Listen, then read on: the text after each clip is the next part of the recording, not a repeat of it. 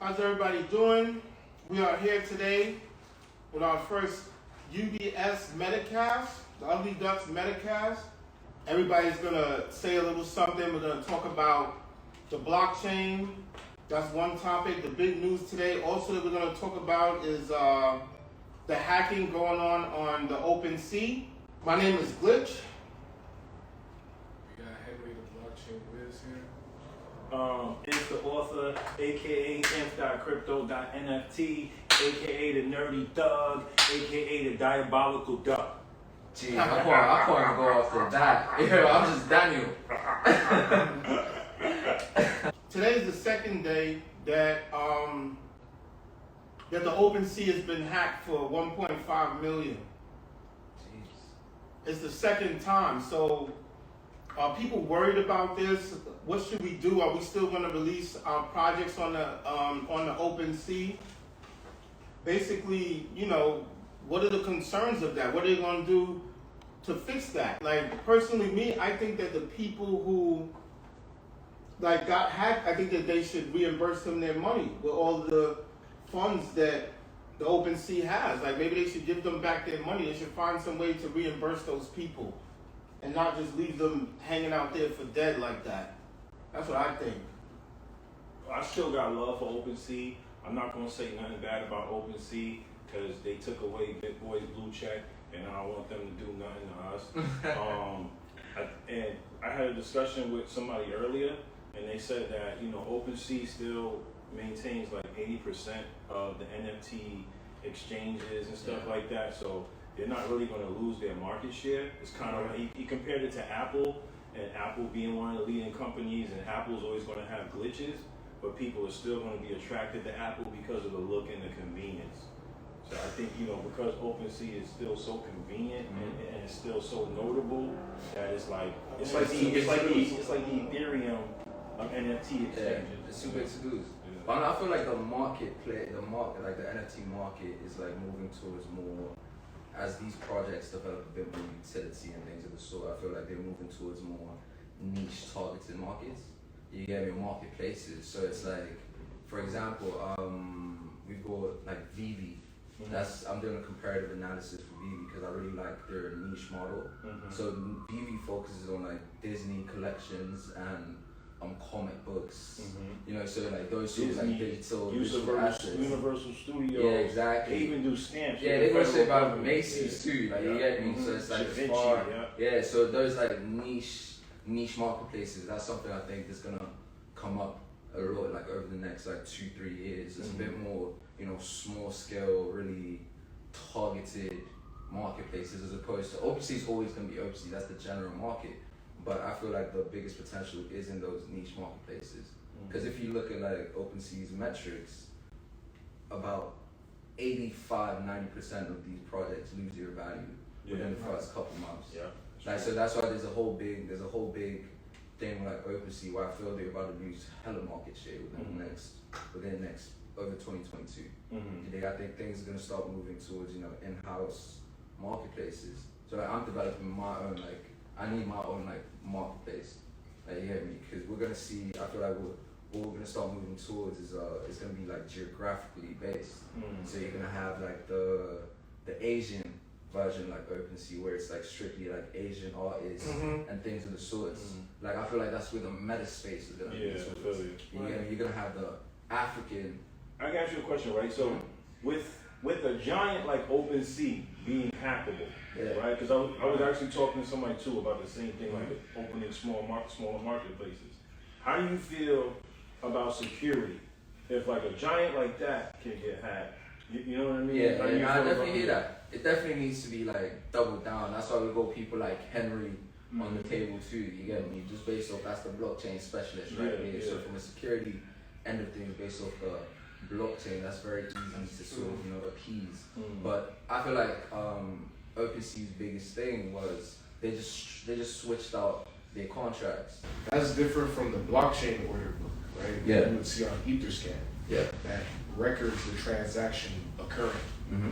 So on Etherscan, because of ETH's gas fees, you would have to pay to cancel the transaction, on Etherscan, and then it would be immutable in that sense. Yeah. And that it has occurred on the blockchain, so it's a permanent, like, you know, action. Block. Yeah. But if it's on OpenSea's front end, you would just click a button, just like you would click a button on any website, and that button would just do what is in the functional JavaScript. Yeah. Right?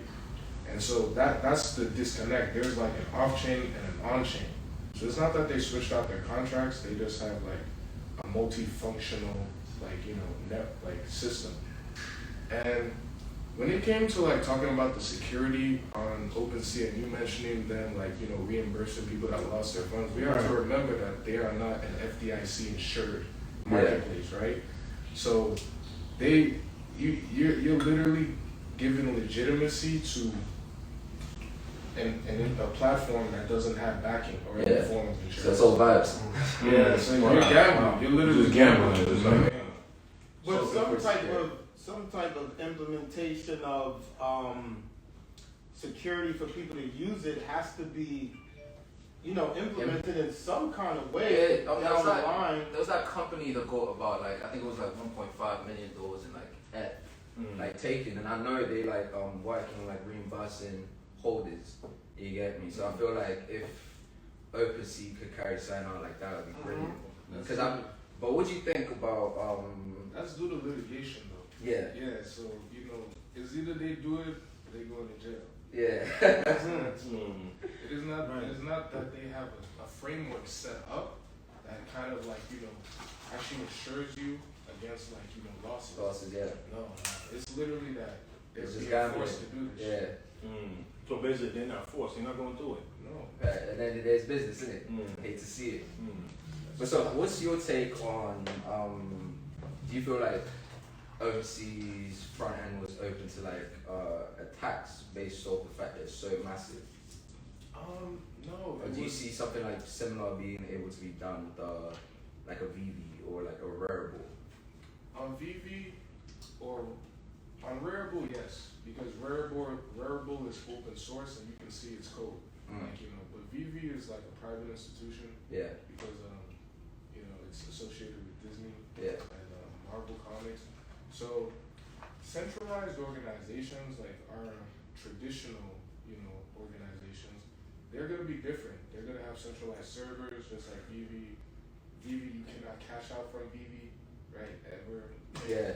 Until they decide maybe they're going to have maybe a collaboration with a separate marketplace. Yeah. But for now, you're just playing around with it. It's literally their whole conceptualized idea of imaginary money. Yeah. You turn it into VV gems, you trade on VV NFTs, and at the end of the day, you're going to keep your NFTs and trade for more VV gems if you sell them, but you're never going to get your actual fiat or even like a transferable amount of value back. So if you take it from that context, unless they have like a real world marketplace where you can buy things like maybe a connection with a Shopify store that uses their gems, you have like illiquid money, like you don't have real money. You don't have So even if you sell like a VV collectible, you can't like cash out. You can. There's some on eBay. There's some on the secondary market. Yeah, but that's P2P. You have to look for a buyer. It's still an illiquid market. You know they're on immutable now. You know the OMI token is moved over to Ethereum now. Yeah, but I invested in VV, so I'm kind of like defending them. Yeah, I back VV. Yeah. I back that. Is VV gems the same thing as OMI token? No. That's what I mean. So you have to look for somebody that sees value in VV, and that is extra work. It is not like, you know, user friendly. I think that's the part. It is user friendly. It's not crypto. Yeah, it's not crypto friendly, but regular people friendly. Yeah, because I like VV's model and like being able to directly transfer like your bread, like money in your account, to directly to the gems. I feel like if a system in which that was, you know, easily convertible to Ethereum, like you could convert VV or whatever you hold, or that asset move it to like a MetaMask or something, and like be able to place it on like an OpenSea or whatever other like bloody platform. Like I feel like that would be a lot more, you know, sustainable and a lot better for the market. Because it goes back to what we were saying about how, you know, for like true decentralization, there needs to be a bit of a transition period. You can't be like a hard fork. Like it's it's not feasible. Mm-hmm. Yeah, I mean, I feel like the next step is the perfect sort of like marriage between the two. You think? Because everyone's talking about like metaverse, like it's a whole distinct like realm. But I feel like before it even becomes that, there needs to be a like marriage of the two. That's why we see a lot of investment in like AR glasses. Yeah, you did, like right on cue. Yeah, Oculus. Yeah, and because you said the centralized and decentralized, I'd like to shout out some people that's helping us out. You have the Knights DAO. If anybody heard of the Knights DAO exchange, it's a new exchange. It's just launched. They're centralized and decentralized, so you can enter through the front end in KYC, or you can enter through the back end with just email. And in the front end, you're allowed to do stock, forex, all types of trading. Right. And on the back end, you'll be able to do cryptocurrency exchanging and things of that nature. They're also going to have NFTs. They're going to have an actual NFT gallery launching in Miami this summer. So shout out to Knights Exchange. Wow. That's a good question. That's another thing I want to ask, for the people, and this is a question for the three of y'all. We'll take turns. Y'all take turns answering it. And, just to simplify it, you can answer this in 4 questions, in just 4 few sentences. Darren, you go first. What is an NFT? An NFT is we all know it stands for non-fungible token, but an NFT is really a digital asset. You get me? So based off the blockchain, we've been able to know this. Like this, whatever this is it's unique. You get me? So it's like, for example, the easiest sort of conversion is like Pokemon cards. You get me? It's unique, it's limited, and it's tradable. So it might not exist in physicality, but it's an asset on its own, so it can be traded. But the thing is, the value is often just based off vibes. It's based off the marketplace. You get me? So this NFT has worth because the market has deemed it valuable. It's like Bitcoin. Right. Like at first, Bitcoin was trading like a few cents. You get me? Like I first knew Bitcoin when it was traded like $1.50. You get me? That's dark web. Some darker days. Yeah. That's what we'll call it. But essentially, it's very much like that. It's given its value determined strictly by the market. We've not seen anything like that before. That's what makes it so like new and exciting. It's like the value is completely determined by the people, which is why marketing plays the largest aspect in determining the value. Like facts. Like CryptoPunks and what's called Bored Ape Yacht Club. Like there's barely any, aside from from CryptoPunks, there's really no utility. Right. But the value is deemed just based off the large social entities that have been able to come in and promote it on a social level. Right. So social media marketing is the most key part. Right. That's deep. Inf, you want to go? What is an NFT in simple terms? Yeah, I think an NFT is a customized token. That's what I always thought. It's a token that's customized and is used to represent a particular thing. I also look at the NFT as a ledger. I think it's going to replace what ledgers used to be. It can represent art, it can represent music, and I think it can represent a physical item in the real world. That's it. That's my take. And Henry, let's just sum up. In a few simple words, what is an NFT? An NFT is a branding tool. In a sense where you can take real world brands and you can use an NFT to basically just create your own business, because the NFT itself represents your classic logo, and then you go into marketing and you're building a whole community from the marketers, and then you circulate that community into investors, and then you keep the whole thing running. So your NFT as a brand represents or verifies your ownership on the blockchain, your ownership on the internet, on Web 3.0 that's taken over Web 2.0. And this is your next step into becoming the businesses without having to go through SEC, right? What is SEC? The Securities Exchange Commission. Okay. Right. SEC. That's easy. Stand for Security Exchange Commission. AKA the devil. Yeah, I just learned that.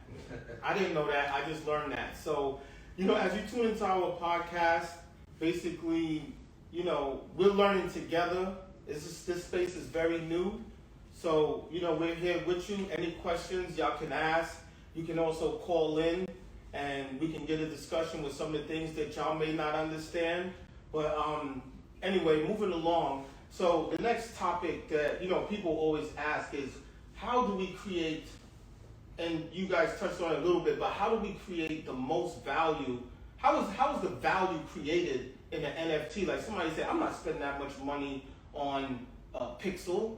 So how is the value actually created? And why are some NFTs worth more than others? Yeah, I can start with that. Like I said earlier, the value is completely determined by the market, but what we've seen recently and like what we're going to see going forward is just based off, it's going to be heavily utility based. Because gone are the days where it's like you can just get off just selling pixelated fucking rock. Pixelated rock. Like, yeah, right, you saw that where it's like an NFT rock, or even just words. Went for like But not to interrupt you, I'm letting you finish. A utility on an NFT is like the Bored Ape Yacht Club. They might have like an actual yacht party, and if you possess that NFT, you could get in that yacht party just by possessing that NFT. Yeah. But finish. So utility is basically like,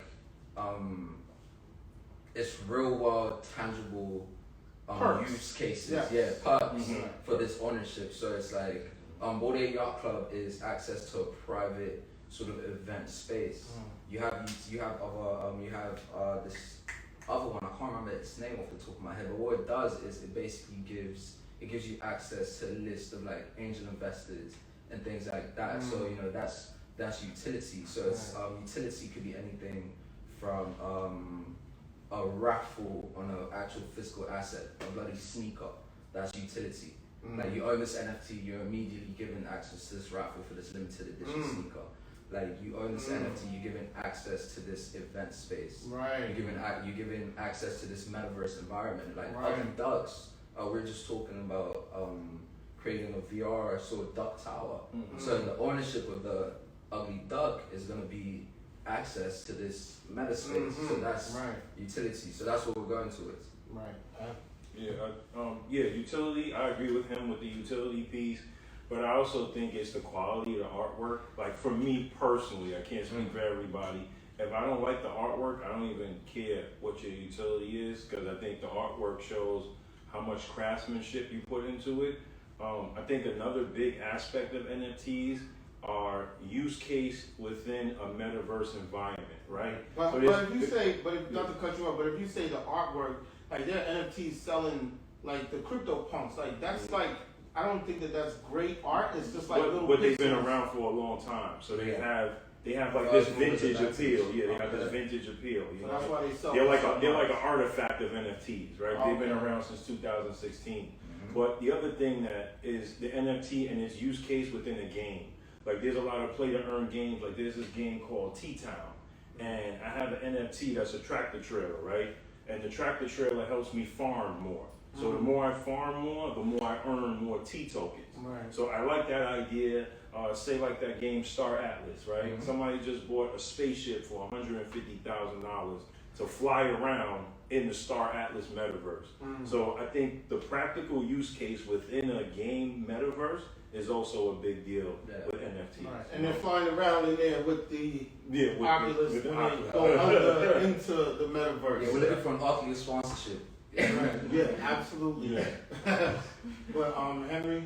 Alright, so you went from the utility side, you went from the artistic appeal, or I said quality side, and I'm gonna say what most people don't like to say. Give the influencers and marketers their cred. Crypto, no matter how useful it is, no matter how pretty it is, if there's nobody to shine light on it, it's completely and utterly dead. Right? If you don't have a marketer and influencer, right? There's a crypto project right now. It basically just has a marketplace for influencers, and it was on BINANCE Smart Chain. I'm trying to remember the name because it's been a minute since I looked at it. But it's basically just, if you need an influencer on Twitter, you go on the site and you're a crypto project. So it's basically outsourcing influencers to crypto projects. Wow. I might need to know the name of that. That's interesting. Yeah, definitely. Yeah. So basically, Y'all got 3 different opinions. I'm learning here just like y'all are. For me, the things that creates the value behind the NFT is the Discord. I say load up the Discord, get 100, 200,000 people in there, do tricks, make them buy out the whitelist, and then you go for a big sale after that. So, and you can sell even a piece of paper. You just be scribble scrabble as long as your community is heavy. So, you know, like our guy Multi-Chain Mike said that these NFTs will soon be called social coins.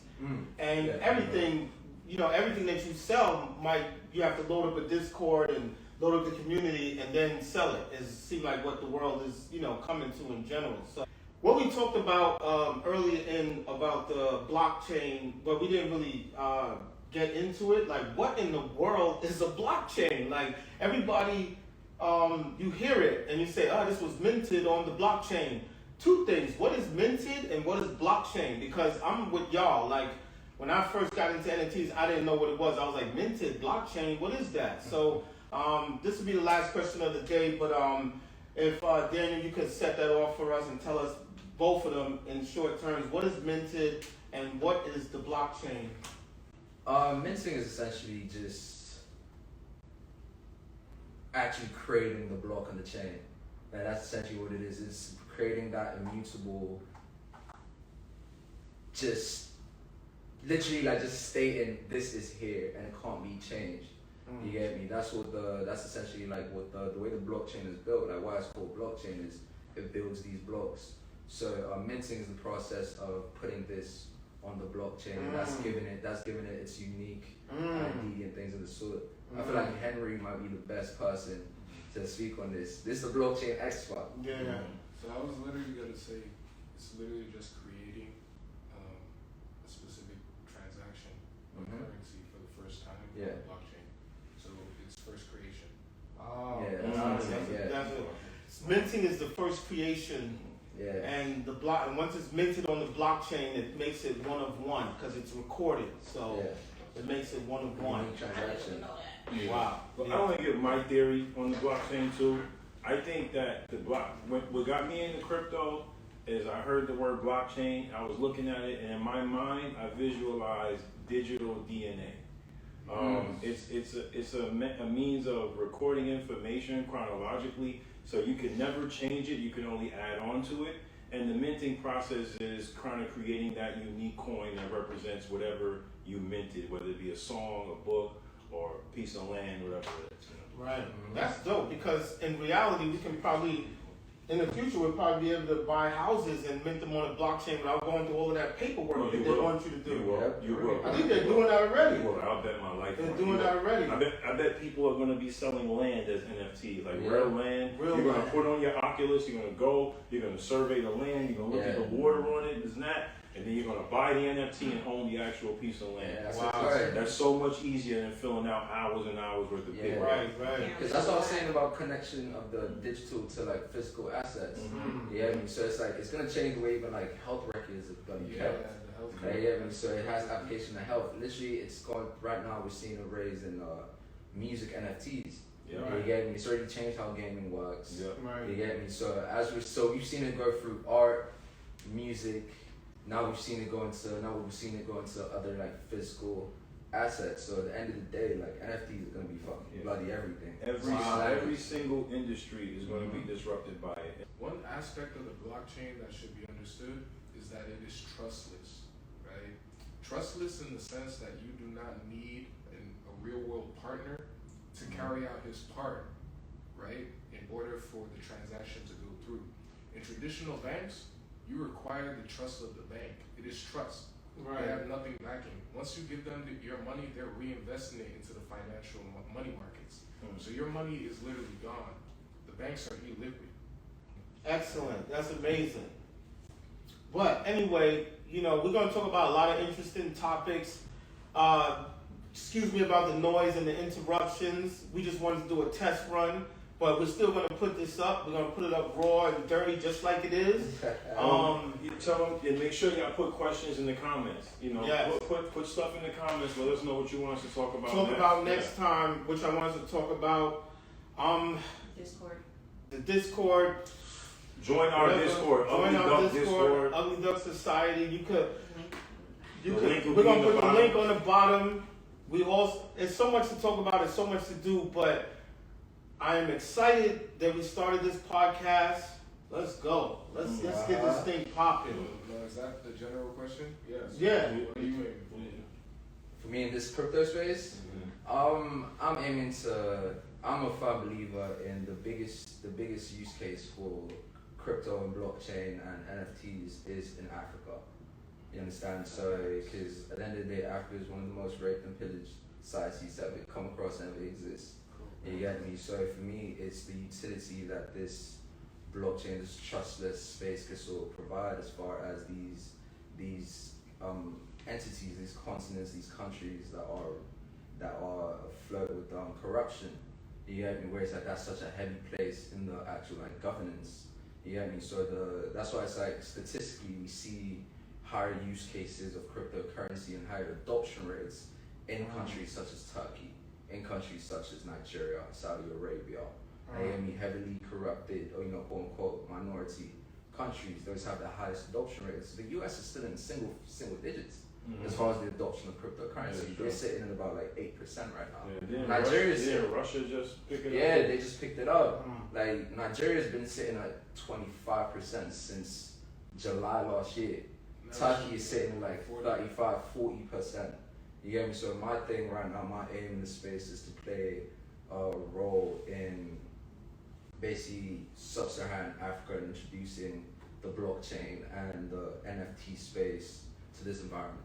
Yeah, that's me. That's right. My goal, that's why I got that name, Nerdy Doug type of thing. I really want to bring this information to underrepresented communities. I'm from the hood, so I want to bring a lot of this information back to the hood and have my young boys learn about it so that they can utilize it in the future.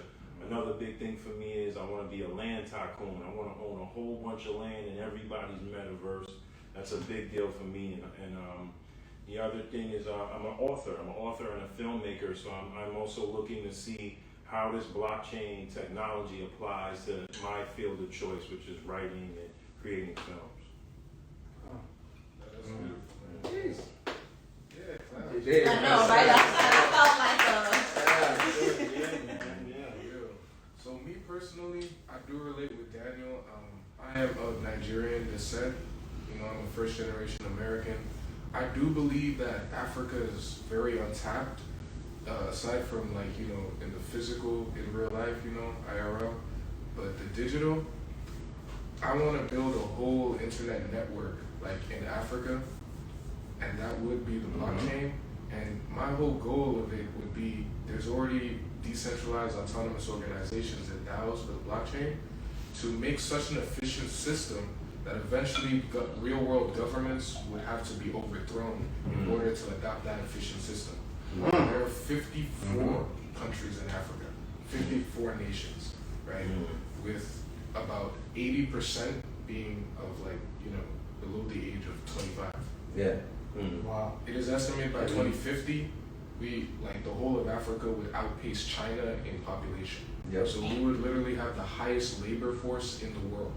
The highest young labor And the force. youth At that. Yeah. If you start now and have a whole decentralized chain of different tech geniuses, put it out there, of course. geniuses, right? Check out what the proof of stake blockchain is. It's just having different nodes in different places, and people that have a computer up, which is a node, just keep on validating these transactions. Yeah. Have one node in each country. African Yeah. country.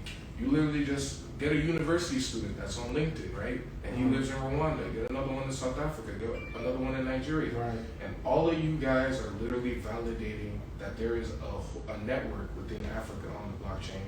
Put tokens on top of it. Now you have a token for each country. It's similar to the CBDCs that they're now doing for actual nations like Brazil, America, the US, USDC, by center. So if we do that for each African country, and we do it on the low, because guess what? Everybody looks down on Africa. You tell them that there's a network going to grow, and it's only going to be centralized within Africa, just like mobile networks, right? Yeah. There's only MTN, Yeah, come on, my brethren. That's like T-Mobile in America. That's basically like the telephone service, telecommunication in Africa. You can have that, build it up, and literally overthrow governments there. And it's like, I'll give the basic example. BINANCE. BINANCE exchange is run by a Chinese man, right? It's currently worth about $200 billion. He himself owns 50% of the market share and is like close to 100 billion right now. The sixth richest man. China, bro, just a Chinese dude. It's not even allowed to have global Binance in America. They had to have an offshoot of Binance USA. So imagine Africans do that. There's already the year of return, like with Black Americans. You literally are being given free land by governments just from like, you know, finding your ancestry in Africa and like trying to move back. So this is like our time, you feel me? Like, you know, the way like the Wall Street Trapper says it, like, you know, Wall Street looks like us now. Like the blockchain just started, so the blockchain starts with us. You feel me? So that's what, well, at least my vision is, you know. Right. Big vision. Big vision going on here. That's what's going on here. And Right. I think that's the most important part about the Ugly Duck Society is coming out from New York City, is coming from Black owned. It's a Black owned NFT. I think that's a very big deal. Yeah, say hi. From America. Yeah, you want to talk about the Ugly Duck Society a little bit? The Ugly Duck Society. Oh man. See, I'm here to help you understand some of the stuff that they didn't say. So you're gonna get it simple and plain for me. The Ugly Duck Society. We're gonna have beautiful women. We're gonna have mansion parties where you could actually experience and hang with these beautiful women. Oh man, I could go on and on. We're gonna teach the community about NFTs. No, but we are. They are. We also got this man creating a deflationary token for the project, so that's gonna be really dope. And Ugly Duck Society, you know, it represents, you know, you had an ugly duckling, it wasn't recognized when it was first born, and then it grew into a swan. You know, we're representing a population that doesn't know about NFTs, the people that didn't get a Bored Ape a year ago and didn't get a chance to get in on the early part, you know. So we're letting you guys in, giving you guys a chance to build generational wealth, because we're going to keep the floor price high, and we're going to go to the motherfucking moon. And we're standing in front of it. That's why we're doing this podcast. You can see our faces. Completely transparent. Completely transparent. We're not hiding anything. Everything we're doing, we're outside. This is the first NFT where we're outside. You know what I'm saying? And we're broadcasting live from New York City, as you can see. Let's go. You know, tune in next week, please. Everybody, anything that these smart guys said that you don't understand, please ask the question. We will answer it next time we go live. Join the Discord. Join the Discord. Look down right there. It's going to be a link. Join the Discord. Absolutely. All right. Peace. Peace.